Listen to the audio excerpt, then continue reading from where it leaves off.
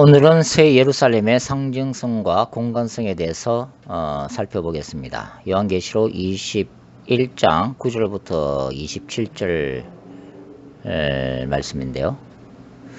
9절 말씀, 일곱 대접을 가지고 마지막 일곱 재앙을 담은 일곱 천사 중 하나가 나와서 내게 말하여 이르되 이리 오라, 내가 신부 곧 어린 양의 아내를 내게 보이리라 하고, 성령으로 나를 데리고 크고 높은 산으로 올라가 하나님께로부터 하늘에서 내려오는 거룩한 성 예루살렘을 보이니 하나님의 영광이 있어 그 성의 빛이 지극히 귀한 보석 같고 백옥과 수정같이 맑더라.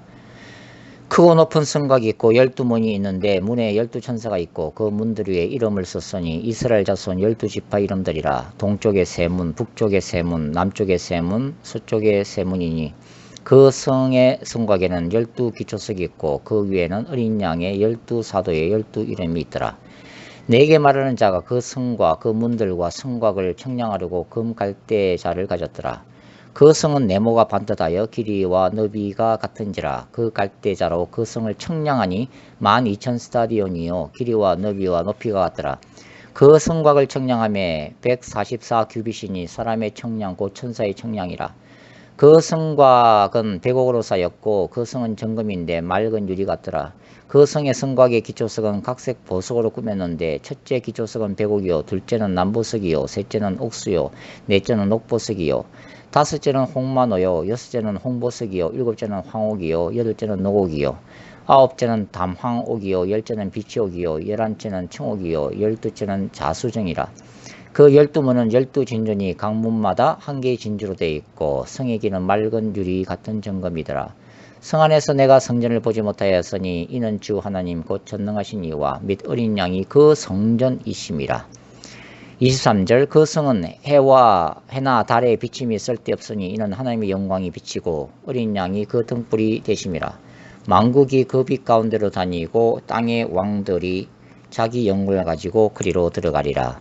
낮에 성문들을 도무지 닫지 아니하리니 그게는 밤이 없음이라. 사람들이 만국의 영광과 존귀를 가지고 그리로 들어가겠고 무엇이든지 속된 것이나 가정한 일 또는 거짓말하는 자는 결코 그리로 들어가지 못하되 오직 어린 양의 생명책에 기록된 자들만 들어가리라. 먼저 본문 9절과 10절은 어떤 환상이죠? 일곱 대접을 가진 일곱 천사 중에 하나가 사도 요한에게 새 예루살렘을 보여주는 환상입니다. 그런데 재미있는 것은 뭐냐면 요한계시록 17장 1절부터 19장 10절까지가 바벨론에 대한 환상과 바벨론의 멸망을 다룬 본문이거든요. 그리고 계시록 21장 9절부터 22장 9절까지가 새 예루살렘에 대한 환상을 다룬 본문입니다. 신약학자 중에서 데이비드 아우네라고 하는 한 학자가 이 요한계시록의 그 본문 구조, 즉 바벨론에 대해서 기술하고 있는 17장 1절부터 19장 10절까지 이 본문과 새 예루살렘에 대해서 다루고 있는 계시록 21장 9절부터 22장 9절을 면밀히 비교하면서 재미있는 것을 발견해냈습니다. 그것이 뭐냐면 이 두 바벨론과 음녀 바벨론과 새 예루살렘에 대해서 기술하고 있는 방식이 아주 유사하다는 것입니다. 결국은 또 이 유사한 이런 기술을 통해서 방식을 통해서 음녀 바벨론과 새 예루살렘을 또 대조하고 있다고도 볼 수가 있습니다. 무슨 얘기냐면은 바벨론에 대해서 기술하고 있는 본문들이 17장 1절에 일곱 천사 중 하나가 요한에게 와서 말을 하고 17장 3절 보면 성령께서 요한을 데리고 가시는 장면과 그 다음에 19장 9절에는 천사가 말하기를 어린 양의 혼인잔치에 청함을 받은 자가 복이 있도다. 복에 대해서 언급하고 그 다음에 19장 9절에서 이것은 하나님의 참된 말씀이라 라고 얘기한 다음에 이 땅의 음녀 바벨론을 보여준 그 천사의 발 앞에 요한이 경배하러 할 때에 그 천사가 말리는 장면이 나오죠. 나는 너와 및 예수의 증거를 받은 내 형제들과 같이 된 종이니 상가 그리하지 말고 오직 하나님께 경배하라. 이런 흐름을 가지고 있는데 이와 똑같이 새 예루살렘의 영광을 이 천사가 보여주는 방식도 그와 유사하게 진행되고 있다고 하는 것입니다. 즉 21장 9절을 보면은 7대접을 가지고 마지막 7장을 담은 7천사 중 하나가 그 똑같은 천사가 요한에게 나와서 말을 하고 있고 21장 10절에는 성령으로 요한을 데리고 새 예루살렘에 대해서 보이는 장면, 그 다음에 22장 7절에는 보라 내가 속히 오리니 이 책의 예언의 말씀을 지키는 자가 복이 있다. 복에 대한 말씀이 등장하고 22장 6절에는 또 그가 내게 말하기를 이 말은 신실하고 참된지라. 그리고 이제 그 마지막 22장 8절과 9절에는 요한이 이것을 보여준 그 발 앞에 경배하려고 엎드렸더니 제가 내게 말하기를 나는 내 형제 선지자들과 또 이 책의 말을 지키는 자들과 함께 된 종이니 그리하지 말고 오직 하나님께 경배하라. 똑같은 구조로 이렇게 되어 있다고 하는 것입니다. 결국은 이러한 구조를 통해서 사도 요한은 지금 뭘 전하려고 하냐면 음녀 바벨론과 새 예루살렘을 똑같은 천사가 차례대로 보여주고 있다고 하는 것입니다. 먼저 음녀 바벨론에 대해서 보여주고 있고 그 다음에 새 예루살렘을 보여주고 있으면서 땅의 도시, 사탄의 도시, 음녀 바벨론과 하늘에서 내려오는 하늘의 도성, 하나님의 도시, 새 예루살렘을 대조를 하고 있다고 하는 것입니다. 계시록 21장에서 이 천사가 새 예루살렘 성의 성곽을 청량하는 모습이 나오는데요.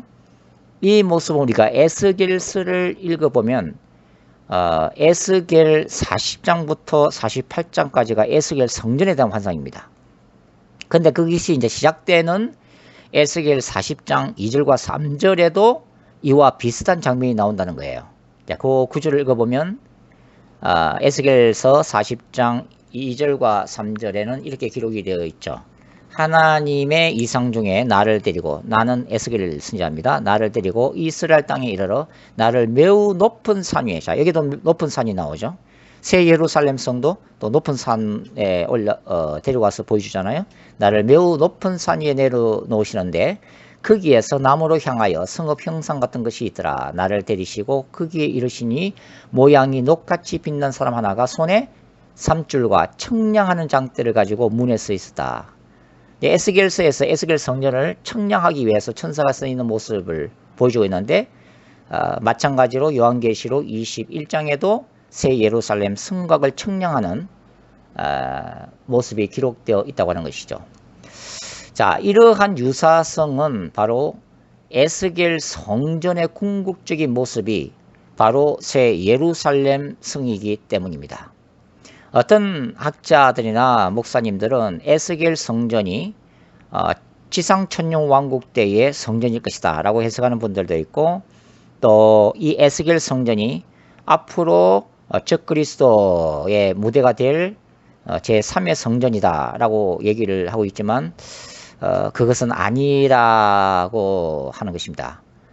에스겔 성전, 에스겔 40장부터 48장, 특별히 에스겔 47장에 보면 에스겔 성전의 문지방에서 생명수가 나오는 장면이 있는데, 이것은 지상에서 세워지는 인간이 세운 제3의 성전이 될 수도 없고 또 지상천년 왕국에서의 성전일 수도 없다. 결국 이것은 바로 요한계시록 21장과 22장에 기록되어 있는 새 예루살렘에 대해서 에스겔이 본 구약적 환상이라고 말씀을 드릴 수가 있습니다.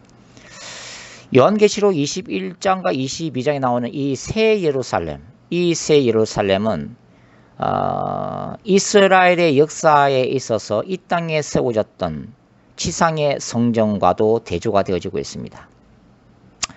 즉 솔로몬 성전, 그 솔로몬 성전도 결국 이스라엘의 죄악 때문에 바벨론 제국에서 멸망을 당했죠.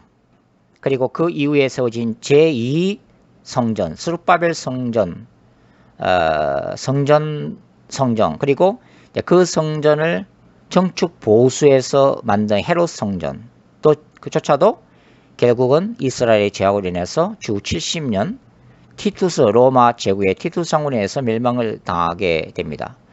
그리고 나중에 적그리스도의 무대가 되는 요한계시록 11장 1절에서 2절에 예고된 예루살렘 성전, 대부분의 보수주의 학자들은 이 예루살렘 성전을 교회라고 해석을 상징적으로 해석하지만 저는 이 성전을 환란기의 제3의 성전으로 이해를 하고 있습니다. 이 성전조차도 결국은 하나님의 영광을 온전히 담아낼 수 없는 결국은 인간의 죄악으로 사탄의 역사 가운데에서 진행되는 한계를 가질 수밖에 없는, 실패할 수밖에 없는 땅의 성전이라고 하는 거죠. 그런데 계시록 21장과 22장에 기록되어 있는 이 뉴 제루살렘, 새 예루살렘이야말로 바로 하늘에서 내려오는 예루살렘, 하나님의 영원한 도성, 영원한 천국을 의미하고 있다고 하는 것입니다. 최근에는 이 요한계시록 21장과 22장의 새 예루살렘 성을 해석하면서 적지 않은 복음주의 학자들이 이 새 예루살렘 성을 교회 공동체가 앞으로 성취될 모습으로서의 상징적인 의미로 해석하는 그런 학자들도 적지를 않습니다. 왜냐하면 요한계시록 21장 9절과 10절에는 상징성을 강조하는, 언급하는 내용이 소개되고 있기 때문이죠. 이렇게 기록되어 있죠. 7 대접을 가지고 마지막 7 재앙을 담은 7 천사 중 하나가 나와서 내게 말하 이르되 이리 오라, 내가 신부 곧 어린 양의 아내를 내게 보이리라 하고. 자, 여기서는 요한에게 높은 산에 올라가서 성령께서 내가 신부를 보이겠다, 즉 어린 양의 아내를 보이겠다, 이 교회 공동체죠. 그러고 난 다음에 하늘로부터 거룩한 성 예루살렘이 내려오는 모습이죠. 그러니까 이 거룩한 성 예루살렘이 바로 어린 양의 아내, 신부, 교회 공동체가 미래에 하나님으로부터 받게 될 놀라운 영광스러운 모습, 이렇게 이제 상징성을 띠고 있다. 그래서 이거는 결코 공간으로 해석해서는 안 된다, 오직 상징적인 의미다라고 주장을 하는 학자들이 있다고 하는 것입니다. 물론 요한계시록 자체가 이제 그 상징성을 강조하는 묵시문학적 성격을 가지고 있음을 여러분들이 아실 것입니다. 그리고 이 21장과 22장에 나와 있는 새 예루살렘의 모습이 사실 신학적이고도 상징성을 띠고 있는 것도 사실입니다. 저는 그것을 이제 상징성이라는 용어보다는 영적이다, 새 예루살렘이 가지고 있는 영적인 특성이다라고 표현하는 것을 좋아하는데, 얕은 같은 말이라고 보시면 되는데요. 그런 어떤 신학적 상징성 또는 영적인 어떤 가르침을 주고 있다고 하는 거죠. 예를 들면 새 예루살렘이 내려오는데 그 모습이 거대한 장방형의 구조로 되어 있습니다. 정육면체의 모습을 가지고 있는데 이것이 사실은 신학적이고 상징적이고 영적인 의미라고 하는 거죠. 왜냐하면 이 장방형, 그 전체, 뉴 제루살렘 전체가 정육면체로 되어 있다. 길이와 넓이 그리고 높이가 똑같다고 하는 것은 뭐냐면 모세의 성막 구조 중에서 그 하나님의 임재와 영광으로 가득 찬 지성소의 모습이거든요. 이게 지성소의 확대된 모습이라는 것입니다. 즉 새 예루살렘은 하나의 거대한 성전, 특별히 그 전체가 지성소의 모습을 띠고 있다고 하는 거죠. 자, 이런 것들이 이제 또 지지를 받을 수 있는 구절이 바로 뭐냐면 21장에 묘사되어 있는 12개의 보석들이 소개되는데 바로 이 12개의 보석들이야말로 출애굽기 28장 15절부터 28절에 언급되어 있는 그 지성소 안에서 사역했던 대제사장, 그 대제사장의 가슴에 부착되어 있었던 그 흉패라고 그래요. 그 흉패에 부착된 12개의 보석과 정확하게 일치가 되어지고 있습니다. 또 그 요한계시록 4장을 읽어보면 요한이 성령 안에서 하늘로 올라가서 하나님의 보좌를 목격하고 있는데요. 이 보좌는 에스겔 1장에 이동하는 보좌 환상에 대한 더 구체적인 모습인데, 거기 묘사되는 것을 보면 뭐라고 되어 있어요? 그 앉으신 이의 모양이 무엇과 같고 백옥과 홍보석 같고, 또 뭐가 있어? 무지개가 있어 보좌에 둘렀는데 그 모양이 녹보석 같더라. 그렇게 묘사가 되어 있다고 하는 거죠. 이러한 그 보좌가 보석과 같다. 이렇게 묘사가 되어 있는 것은 새 예루살렘 성의 보석들에 대한 묘사와 일치가 되어지고 있다고 하는 거죠.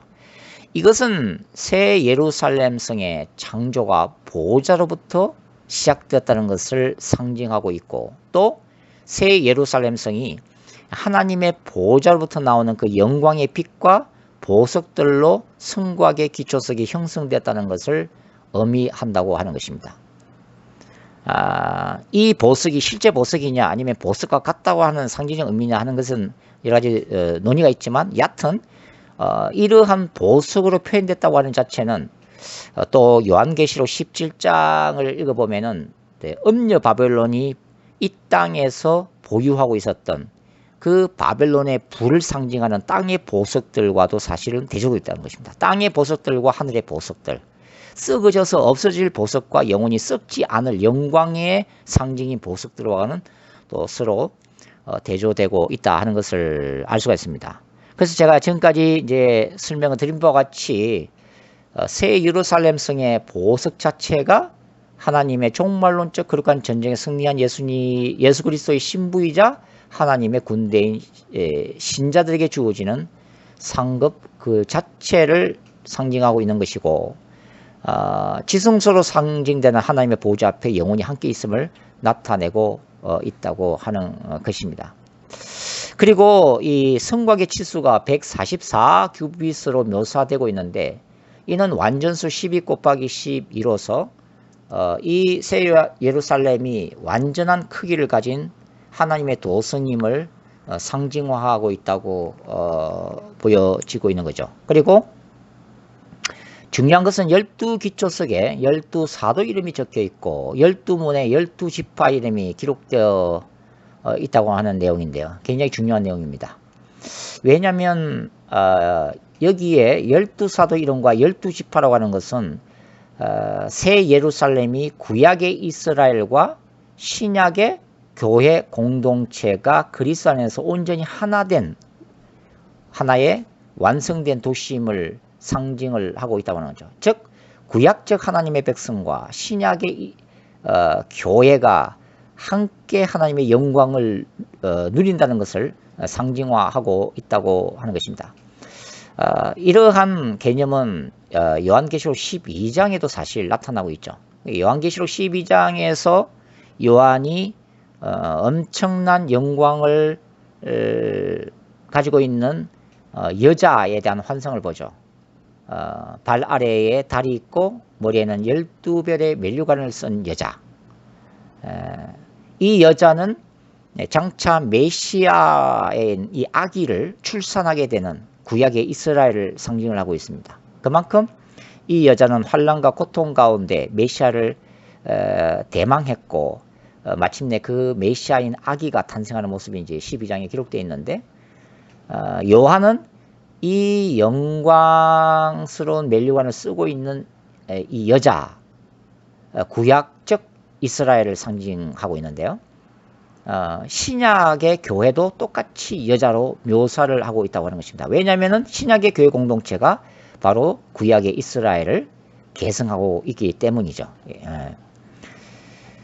이렇게 구약의 이스라엘과 그것을 계승하는 신약의 교회 공동체의 모습이 바로 이제 새 예루살렘의 12지파와 12사도로 이제 나타나고 있는데, 사실 사도 바울도 이러한 비전을 받은 바가 있습니다. 바로 그의 에베소서에서 이걸 제시를 하고 있는데, 에베소서 1장 9절과 10절에서는 바울이 예수 그리스도를 머리로 해서 하늘과 땅이 통일되는 놀라운 비전을 보여주고 있고, 이게 에베소서 2장과 3장에 가면 바울이 교회 공동체를 통해서 이것이 성취되어질 것이라고 얘기하고 있는데, 바로 바울이 그 교회론의 핵심이 뭐예요?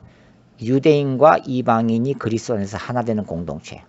바로 그게 에베소서 2장과 3장에서 바울이 발견한 하나님의 놀라운 계시, 즉 구약의 이스라엘을 통해서 하나님의 비전이 완성되는 것이 아니라 구약의 이스라엘에게 복음이 전해지고 그 구약의 이스라엘이 교회 안으로 들어오면서 유대인과 이방인이 그리스도 안에서 온전히 하나 되는 이 교회 공동체를 통해서 하나님의 뜻이 이루어질 거라는 것을 깨닫게 되고, 그 다음에 에베소서 5장 가면은 바울이 뭐라고 얘기합니까?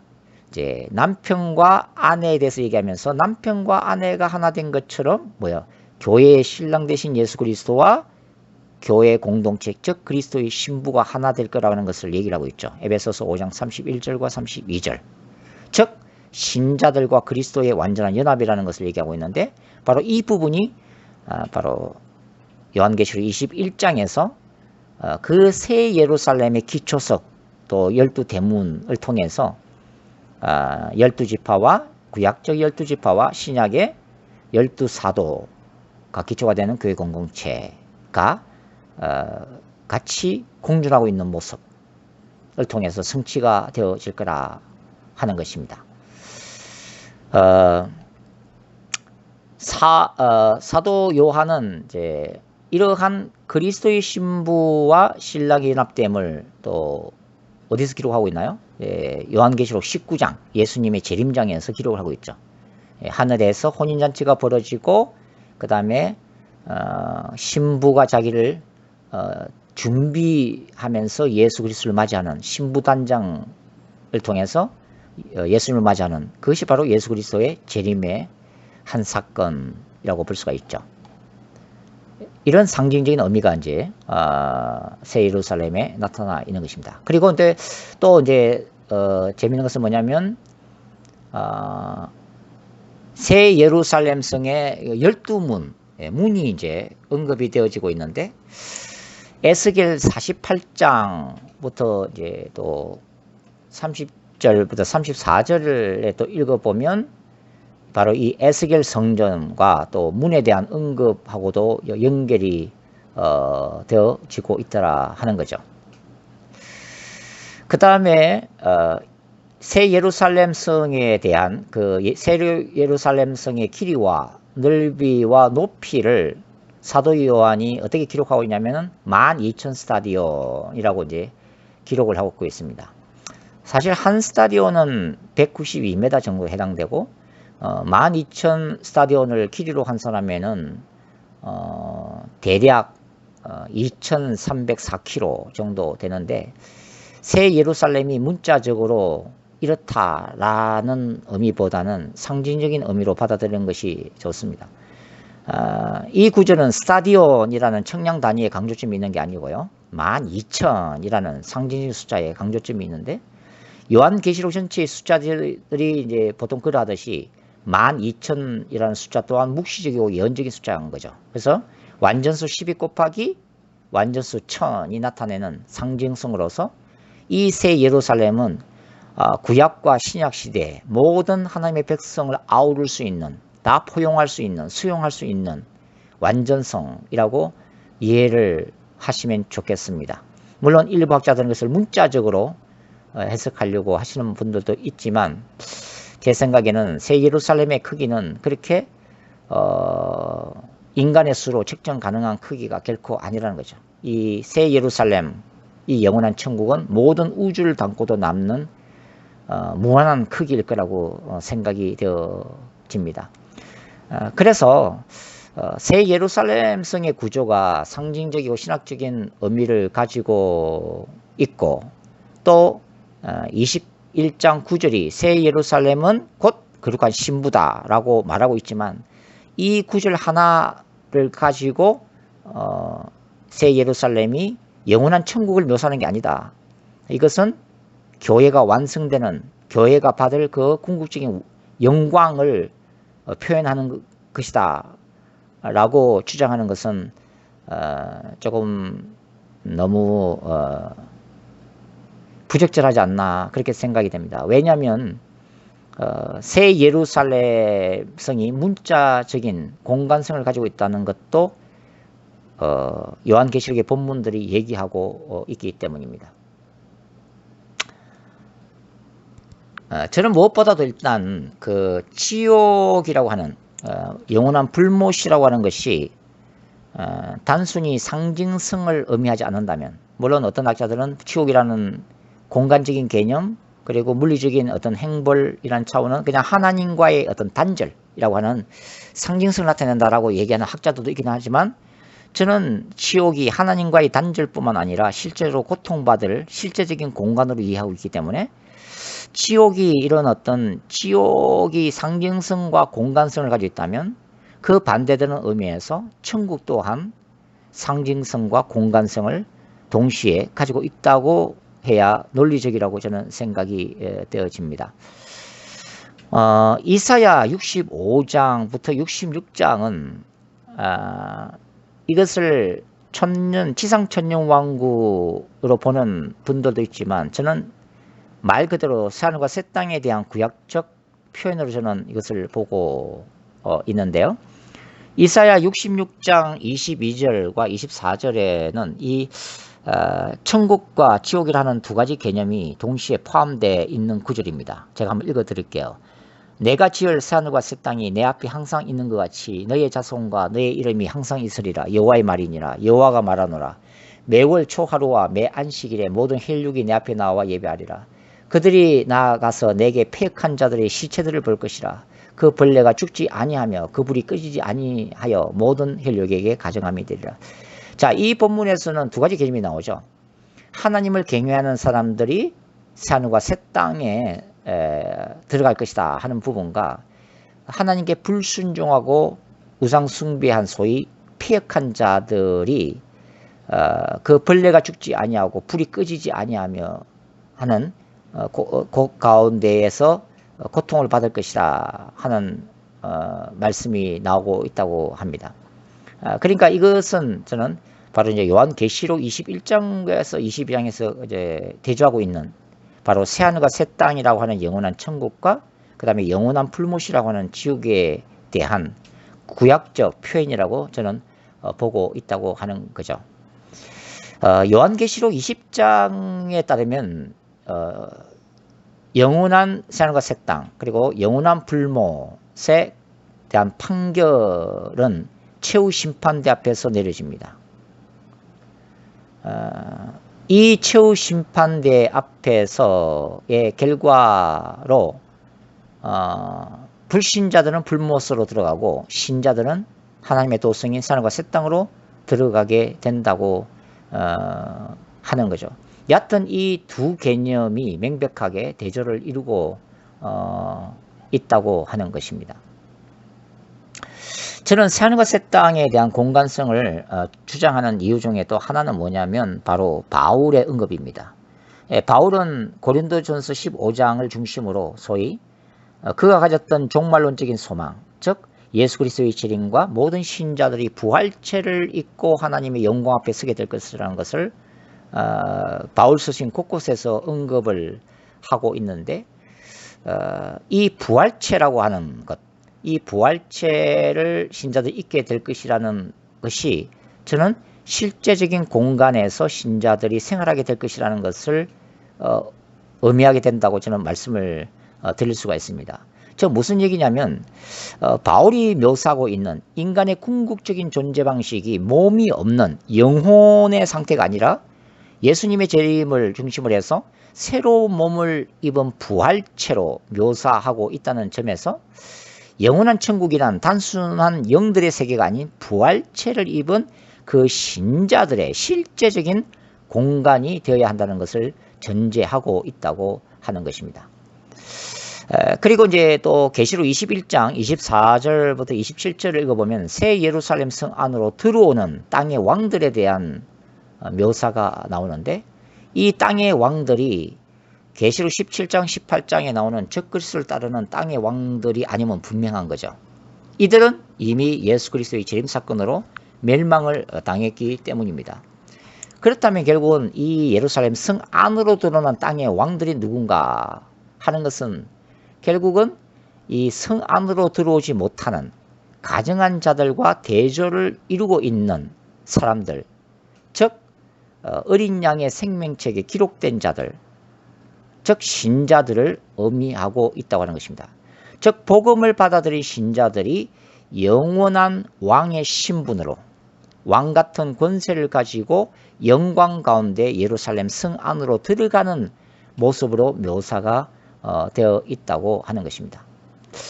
더군다나 또 이 다른 성경 구절들이 이 새 예루살렘 성, 궁극적인 새하늘과 새 땅에 대한 공간성을 인정하고 있다는 것도 우리가 조심스럽게 인정을 해야 되는 부분입니다. 요한복음 14장 1절부터 3절까지의 내용이죠. 이 내용을 또 보혜사 성령의 오심이라는 것으로 해석하는 분들도 있지만, 전통적인 해석은 사실 재림을 묘사하고 있다고 믿어지는 구절입니다. 이렇게 기록되어 있죠. 너희는 마음에 근심하지 말라. 하나님을 믿으니 또 나를 믿으라. 내 아버지 집에 거할 곳이 많도다. 그렇지 않으면 너희에게 일러서리라. 내가 너희를 위하여 거처를 예비하러 가노니 가서 너희를 위하여 거처를 예비하면 내가 다시 와서 너희를 내게로 영접하여 나 있는 곳에 너희도 있게 하리라. 그 다음에 히브리서 11장 16절 같은 구절요. 그들이 이제는 더 나은 본향을 사모하니 곧 하늘에 있는 것이라. 이러므로 하나님이 그들이 하나님이라 일컬음 받으심을 부끄러워하지 아니하시고 그들을 위하여 무엇을 예비하셨느니라? 한 성을 예비하셨느니라. 이러한 구절을 볼 때도 사실 이러한 구절들이 영원한 신자들의 본향이 되는 하늘의 예루살렘이 분명한 장소적 개념을 가지고 있다 하는 것을 참 부인하기 힘든 그런 구절이라고 이제 보여지고 있다는 것입니다. 그리고 그 외에 요한계시록의 이제 본문들 21장 24절 만국이 그 빛 가운데로 다니고 땅의 왕들이 자기 영광을 가지고 그리로 들어가리라. 또 26절 27절 사람들이 만국의 영광과 존귀를 가지고 그리로 들어가겠고 무엇이든지 속된 것이나 가정한 일 또는 거짓말하는 자는 결코 그리로 들어가지 못하되 오직 어린 양의 생명책에 기록된 자들만 들어가리라. 또 22장 14절과 15절 또 읽어보면 자기 두루마리를 빠는 자들은 복이 있나니 이는 그들이 생명나무에 나아가며 문들을 통하여 성에 들어갈 권세, 성에 들어갈 권세를 받으람이니라. 성에 들어간다고 되어 있고 개들과 점술가들과 음행하는 자들과 살인자들과 우상 숭배자들과 및 거짓말을 좋아하며 지어내는 자는 다 성 밖에 있으리라. 그러니까 예루살렘 성 안에 들어가는 자들과 성 밖에 남을 자들, 성 안에 들어가는 신자들과 성 밖에 존재하게 될 불신자들을 날카롭게 대조를 시키고 있다는 거죠. 네. 그리고 이제 계시록 22장에서 또 요한이 새 예루살렘 성의 내부 구조를 구체적으로 묘사를 하고 있는데, 만일 새 예루살렘 성이 상징성만 가지고 있다면 요한이 이렇게 구체적으로 또 내부 구조를 과연 기술할 필요가 있겠는가? 또 무엇보다도 이제 요한계시록 21장 22장의 새 예루살렘이 문자적 상징성, 즉 그냥 교회 공동체가 장차받게 될 어떤 영광이다. 그러니까 새 예루살렘 자체가 교회다라고 해석하게 되면 이렇게 마치 공간 안으로 들어가는 듯한 들어가는 것으로 묘사되어 있는 이 구절들을 또 이해하기가 상당히 어렵다고 하는 거죠. 즉 교회 안으로 교회가 들어갈 수는 없기 때문에 또 그렇습니다. 저는 이 새 예루살렘 성이 바로 하나님의 자녀들이 누리게 될 신학적, 상징적, 영적 의미를 동시에 풍성하게 제공하고 있고, 동시에 이 새 예루살렘은 구원받은 하나님의 백성들이 들어가게 될 공간적인 장소를 분명히 보여주고 있다. 그렇게 저는 믿고 있습니다. 다시 말해서 새 예루살렘 성은 교회 공동체의 궁극적인 완성인 동시에 공간적으로도 신자들이 실제로 부활체를 입고 거주하게 될 영원한 천국을 나타내고 있다고 하는 것입니다. 새 예루살렘, 그 영원한 천국은 지금도 우리 곁으로 점점 가까이 다가오고 있는 실제적인 세계입니다. 우리는 이것을 미래적 하나님의 나라라고 부릅니다. 동시에 우리는 예수 그리스도를 향한 믿음 안에서 현재 우리 안에 현존하는 세계이기도 합니다. 바로 현재적 하나님의 나라입니다. 우리는 믿음 안에서 이미 그리스도와 함께 그 보좌에 앉아 있습니다. 에베소서 2장 6절이죠. 동시에 우리는 영원한 새하늘과 새 땅의 도래를 기다리고 있는 사람들이죠. 우리는 그 영원한 천국의 영광과 능력을 장만한 이 땅에서 구현하기 위해서 우리는 이 땅에 파송된, 미래적 하나님의 나라에서 보면 그런 관점이라고 볼 수도 있는 거죠. 이 땅에 파송된 예수 그리스도의 군대이며 그분의 거룩한 신부이기도 합니다. 우리는 믿음 안에서 이미 새하늘과 새 땅을 소유하고 있기 때문에 우리는 새하늘과 새 땅에 들어가 있는 사람들로서 우리는 이 땅에 호의로 미래로부터 현재로 영적으로는 파송받은 하나님의 백성들이라고 표현할 수도 있다고 하는 거죠. 그럼에도 불구하고 사실 우리는 오늘도 믿음에서 넘어지기도 하고 또 불신 가운데 휘청거리기도 하고 삶의 해이와 절망적인 상황 가운데 천국에 대한 소망을 상실하기도 합니다. 우리는 그럼에도 불구하고 다가오는 재림 사건으로 이 땅에서 진행되는 인간 역사의 종말에 오고 있음도 늘 기억해야 합니다. 그러나 이러한 사실이 결코 역사적 허무주의나 비관적 도피주의에 빠지라는 얘기가 아니죠. 오히려 미래적 소망을 가지고 하나님이 우리에게 허락하신 이 땅에서 일상적인 삶과 사역에 성실함으로 최선을 다해 살아가야 함을 의미하는 것입니다. 이러한 자세가 이 땅에서 우리가 영원한 천국을 준비하는 길이고 오늘의 현실과 역사에 최선을 다하는 것이 곧 하나님의 나라를 이 땅에 임하도록 만드는 것이기 때문에 그렇습니다. 이 땅에서 우리는 오늘도 눈물 흘리고 슬픔을 경험합니다. 기쁜 날보다는 슬프고 괴로운 날수가 더 많습니다. 사실 하루하루를 살아가는 것이 지옥 같은 분들도 너무나 우리 주변에 많습니다. 우리는 육체의 질병과 인간관계의 갈등, 마음의 고통, 영혼의 상처, 고뇌를 날마다 경험하면서 살아가는 연약한 존재들입니다. 한치 앞을 내다볼 수 없는 격동의 세월 속에서 정치적, 경제적, 사회적, 문화, 종교적 갈등과 날마다 지구촌에서 일어나는 전쟁의 소식들, 가난과 빈곤과 압박과 한의 역사들을 접하며 살아갑니다. 앞날에 대한 불안함과 두려움 그리고 생존을 위한 몸부림이 오늘날의 모토가 되었습니다. 그럼에도 불구하고 신자들은 도래하는 새하늘과 새 땅에 대한 소망을 날마다 회복하며 살아가야 합니다. 왜냐하면 신자들은 역사의 종말과 영원한 세계의 시작에 대한 구체적인 환상과 계시적 말씀을 받았던 사도 요한을 통해 우리 또한 영적인 밤모섬에 앉아서 그 말씀들을 지금 이 순간도 받고 있기 때문입니다. 따라서 신자들 속에 존재하는 그 영원한 소망, 그 영원한 소망이 무엇인가, 그 영원한 소망에 관한 이유를 묻는 자들에게 예수 그리스도 안에서 일한 새하늘과 새 땅에 대한 소망이 없는 불신자들에게 또 이 소망을 잃어버린 또 절망하는 신자들에게 우리가 대답할 것이 항상 준비되어 있어야 한다는 것입니다.